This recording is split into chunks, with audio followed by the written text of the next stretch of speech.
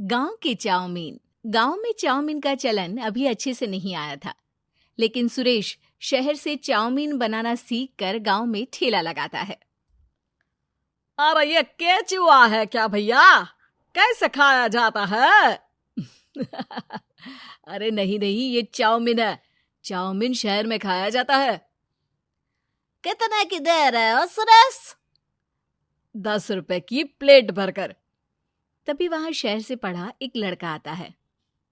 जरा एक plate chowmein तो देना। सुरेश उसे चाउमीन देता है।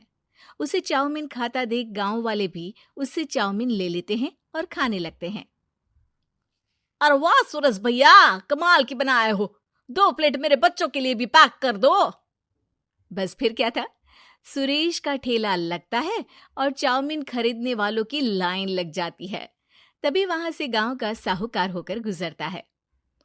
और ये क्या भीड़ लगी है? लगता है झगड़ा हो गया है गांव में। चलूं मैं अभी तो मजे ले लूं। अरे कहाँ है, इतनी भीड़ लगी है यहाँ? लड़ाई हो गई है क्या? अरे साहूकार साहब, ना ना ना, कोई लड़ाई ना हुई है। ये तो सुरेश की दुकान है चाउमीन की। हम लोग चाउमीन खाने आए हैं, आप भी खाइए ना। साहूकार चाउमीन खाता है और सुरेश की तरफ देखता है, जो सारे दिन के पैसे गिन रहा होता है। अरे सुरेश, क्या लागत है इस काम की? अरे साहूकार जी, आप अब आए हैं तो ये पूरे 10,000 रुपए ले जाइए, जो पिछले साल शहर जाने से पहले आपसे लिए थे ना। लागत तो क्या कहे, जो आपने दिया था उसी में सीखा भी है और दुकान भी खोल ली। अरे पैसे इतने जल्दी क्या जरूरत थी?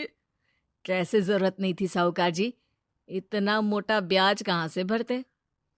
साहूकार को अब सुरेश की दुकान को हड़पने की लालच आ जाती है। नाना करते ये सारे दिन में 500 रुपए कमा ही लेता है। अरे गांव में ये ऐसे ही कमाता रहा तो कहीं ब्याज का काम ना शुरू कर दे। अरे भैया, कोई ना कोई जुगाड़ तो करना पड़ेगा। अब साहूकार घर आ जाता है और अपनी बीवी को सारी बात बताता है। हाँ जी, ये तो मैंने भी सुना है कि सुरेश के हाथ की चाउमीन नहीं खाई तो कुछ नहीं खाया। अरे हाँ हाँ, सही ही कहते हैं। मैं भी खा कर ही आ रहा हूँ। अरे भाग्यवान है, कितना अच्छा हो ना अगर वो पैसा हम लोगों को मिल जाए। क्यों? हैं? हाँ, वो तो है, लेकिन कैसे? हम लोगों को तो चाउमीन बनाना आता ही नहीं है। साहूकार और उसकी बीवी अब रोज चुपके से सुरेश के घर जाते हैं और खिड़की से उसे चाउमीन बनाते देखते। अब क्या था, दोनों को चाउमीन बनाना आ जाता है। फिर एक रोज, और सुरेंद्र, तुझे साहूकारनी ने बुलाया था।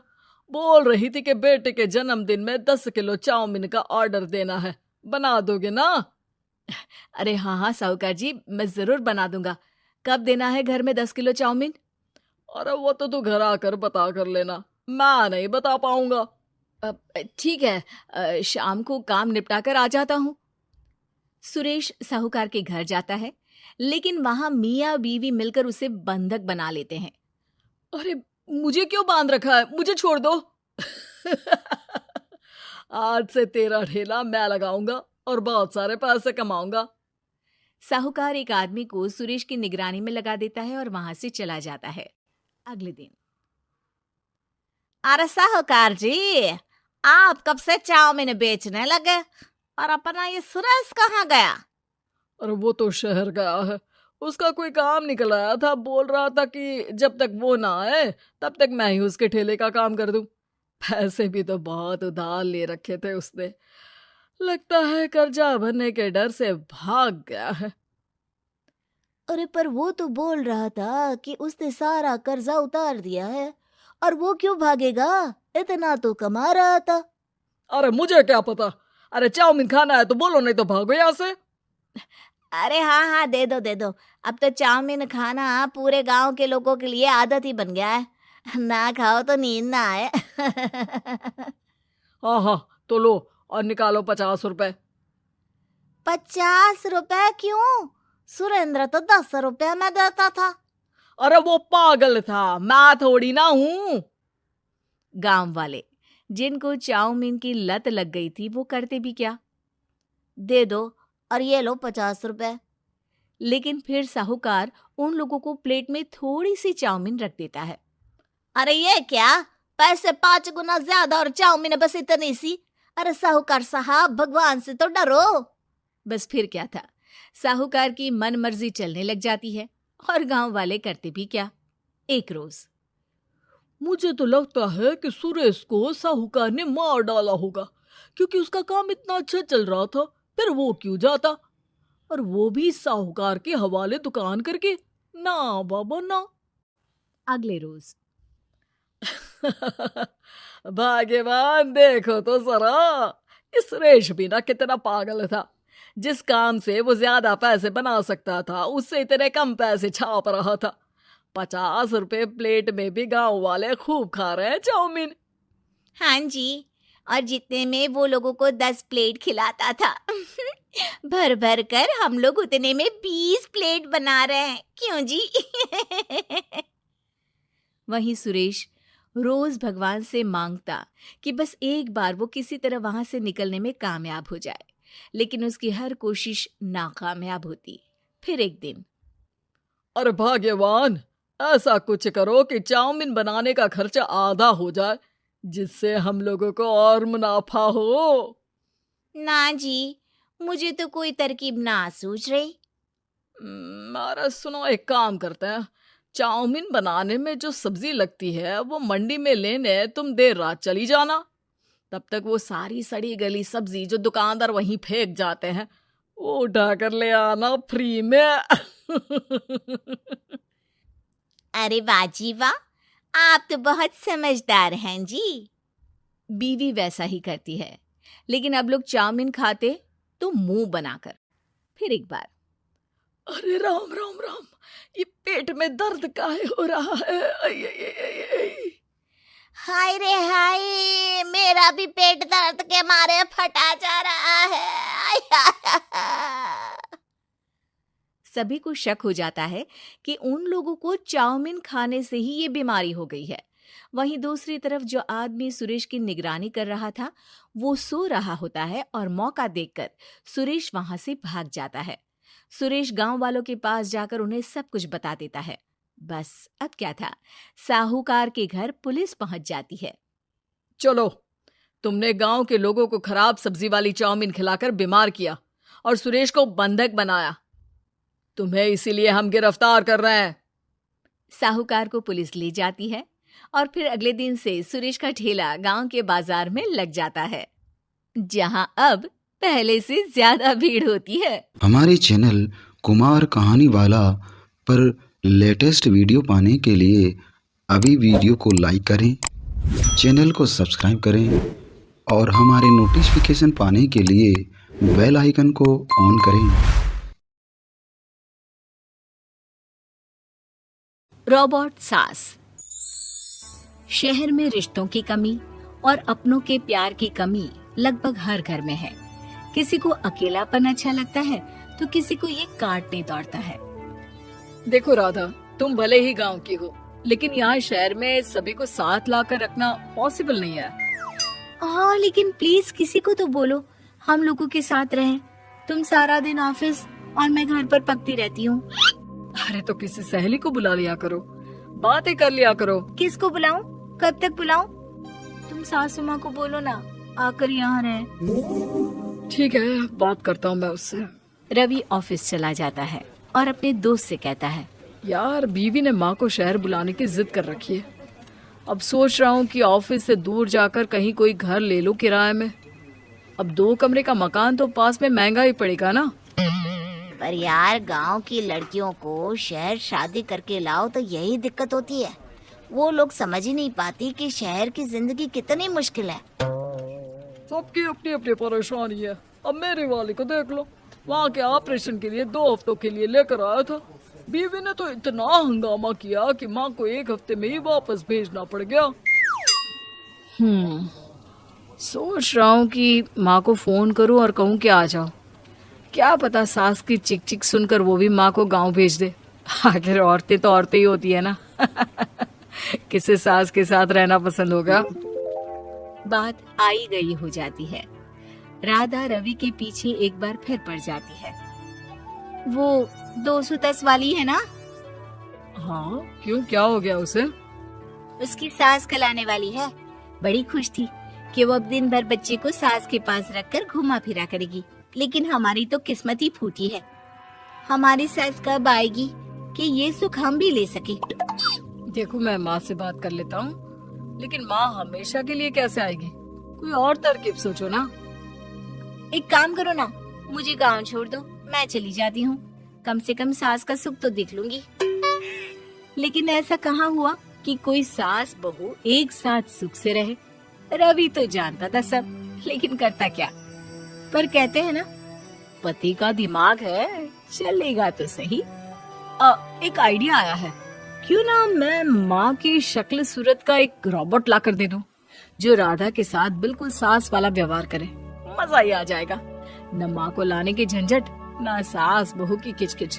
रात को स्विच ऑफ करके अलमारी में पैक। बस फिर क्या था। अगले दिन जैसे ही घर की घंटी बजती है और राधा दरवाजा खोलती है, साथ में खड़ा होता है रवि और साथ में होती है रवि की माँ यानी कि राधा की सास। माँ जी, मुझे तो मेरी आंख पर विश्वास नहीं हो रहा। कितना अच्छा सरप्राइज है। हाँ, आइए माँ, आइए। मुझे भी अच्छा लग रहा है। मैं भी खुश हूँ, मैं भी खुश हूँ, मैं भी खुश हूँ। दरअसल रोबोट सास की बैटरी ढीली होने के कारण वो एक वाक्य को रिपीट करने लगती है। माँ जी इतनी खुश है कि बार बार दोहराए जा रही हैं कि खुश है, खुश है। मैं अभी पानी लाती हूँ। राधा पानी लाने जाती है कि पीछे से रवि सास की बैटरी टाइट कर देता है और ऑर्डर का प्रोग्रामिंग ऑन कर देता है। पानी लाओ, चाय लाओ, खाना लाओ, मेरे बाल झाड़ो, मेरे कपड़े धो, मेरी चप्पल कहाँ है, लेकर आओ। अरे ठीक है माँ जी, सब ला रही हूँ। मैं जानती हूँ रवि आपको प्रोग्रामिंग करके लाए ना कि आप मुझे तंग कर दे और मैं आपको जाने को बोल दूँ। नहीं माँ जी, इस बार मैंने भी कमर कस रखी है। प्रोग्रामिंग कैसी लैंग्वेज यूज कर रही हो? माँ का रोबोट थोड़ी ना है जो मैं प्रोग्रामिंग करूंगा। अरे मजाक कर रही हूँ। माँ तो माँ होती है, मैं जानती हूँ। राधा सास के साथ खुश रहती है। वो उनके साथ बातें करती, घूमने जाती और आसपास के लोगों से मिलवाती। लेकिन एक दिन, अरे कभी तुम लोगों को लड़के नहीं देखा। इतनी तो तू मैं माँ बेटी में भी हो जाती है, लेकिन तेरी सास तो बिल्कुल ताना नहीं देती। हाँ ये तो है, ताना तो नहीं देती लेकिन ऑर्डर बड़े बड़े देती हैं। अरे ना मानना, 2-4 ऑर्डर अपने आप ठीक हो जाएंगी, तभी देखेगा असली रंग। कौन सा तेरे बुलाने पर आई है, बेटे के बोलने पर आई होगी बुढ़िया। बात तो सही है, लेकिन यार कोई बात नहीं ना, सास लड़ाई करे भी तो कोई परेशानी नहीं है। कितना ख्याल भी तो रखती है। ये तो है, लेकिन तेरी सास तो बिल्कुल नहीं लड़ती। ये कैसे? खैर मुझे क्या। पड़ोसन तो चली जाती है, लेकिन राधा के मन में सवाल छोड़ जाती है कि ये सास है भी कि नहीं। रात में राधा रवि से कहती है, मैं ना माँ जी के पैर दबा कर आती हूँ। अरे लेकिन वो तो मैंने अलग कर दिया है। क्या क्या, कैसे, कहा? नहीं, मेरा मतलब कहाँ, कभी माँ का पैर गांव में रहा करता था, तो मैंने काट कर मतलब माँ को शहर ले आया ना। Okay okay. रवि चैन की सांस लेता है कि चलो कुछ तो बहाना मिला, लेकिन कब तक। रवि रोज माँ के पैर दबाने के बहाने रॉबर्ट को कमरे में ले आता और डिसमेंटल करके रख देता। एक रोज, मैं आज माँ जी की कोई बात नहीं मानूंगी, देखती हूँ कैसे नहीं लड़ती। अरे ऐसी भी सास किस काम की जो खटर पटर ना करे। सास का डिमांड मोड ऑन होता है। खाना दे दो, पानी दे दो, नाश्ता चाहिए। लाई माँ जी। मैं ना देने वाली खाना पानी। लेकिन समय बीतता जाता है। दोपहर और फिर शाम और फिर रात। बहू सास को कुछ नहीं देती, लेकिन रॉबर्ट सास कुछ नहीं कहती। रात को जब रवि घर आता है, राधा रो रही होती है। अरे क्या हो गया? तुम्हारी माँ ने मुझसे लड़ाई की, खूब खरी खोटी सुनाई। मैंने तो आज सुबह से खाना भी नहीं खाया है। रवि समझ जाता है कि राधा झूठ बोल रही है, क्योंकि खरी खोटी वाली प्रोग्रामिंग तो उसने की ही नहीं थी। मैं माँ से बात करता हूँ, तुम परेशान मत हो। रवि रोबोट माँ को लेकर कमरे में चला जाता है। वो उसे डिसमेंटल करके रख ही रहा होता है कि राधा, चलकर देखती हूँ माँ जी कहीं रवि को मेरे खिलाफ भड़का तो नहीं रही है। वो जैसे ही कमरे के अंदर जाती है डर जाती है। सांस के पुर्जे पुर्जे अलग थे। रवि, ये क्या है? ये माँ रोबोट थी, तुमने ऐसा क्यों किया रवि? कुछ नहीं राधा, मैंने जितना अपने दोस्तों से सुना था कि शादी के बाद वैसे तो सब ठीक रहता है, लेकिन जब माँ और बीवी लड़ते हैं तो पति का बुरा हाल कर देते हैं। और मैं ना सुकून से रहना चाहता था, बस इसलिए। हमारे चैनल कुमार कहानी वाला पर लेटेस्ट वीडियो पाने के लिए अभी वीडियो को लाइक करें, चैनल को सब्सक्राइब करें और हमारे नोटिफिकेशन पाने के लिए बेल आइकन को ऑन करें।